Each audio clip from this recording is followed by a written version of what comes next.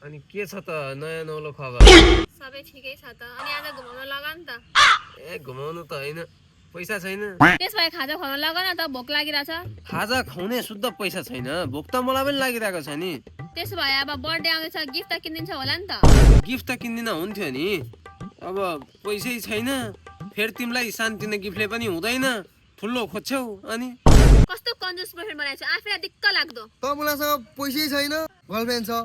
मसँग हेर्न है, गर्लफ्रेन्ड छैन, के गर्नु, पैसा छ नि। उहाँ त लान्थ्यो नि, कहाँ लान्थ्यो नि। एउटा केटी छ क्या यहाँ पट्याउँदैछ, सुन्न त। सुन चाँदी हिरा मोतीले पनि पुर्दिन्थ्यो नि। उहाँ पर हेरु, त भन्दा राम्रो पनि रहेछ, धनी पनि रहेछ। म त्यहीसँग जान्छु, त्यसले सबै त किनिदिन्छ पनि। जा जा गइहाल जा जा कुद। ल ल ल ल ल सुन्नु त, भन तपाईँ एकछिन फोन राख्छ भाइ। तपाईँले कति राम्रो हुनुहुँदो रहेछ, बोली पनि मिठो रहेछ। हो र, त्यस्तो त छु जस्तो लाग्दैन मलाई त।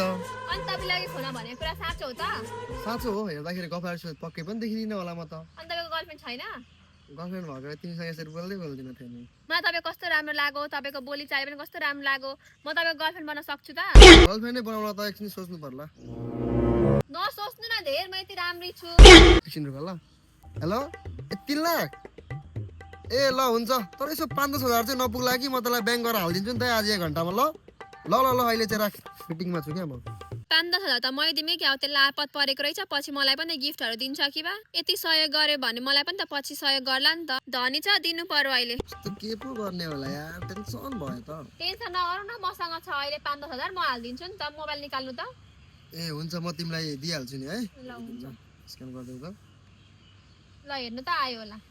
थ्याट, तिमी त आज भगवानै बनेर आयो नि, साथीलाई हेल्प गर्न पाएँ मैले पनि। सुन न, तिमीले पैसा पनि हालिदेऊ कि, म एकछिनमा अहिले आउँछु नि ल उतिरतिर गएर। ए हुन्छ हुन्छ।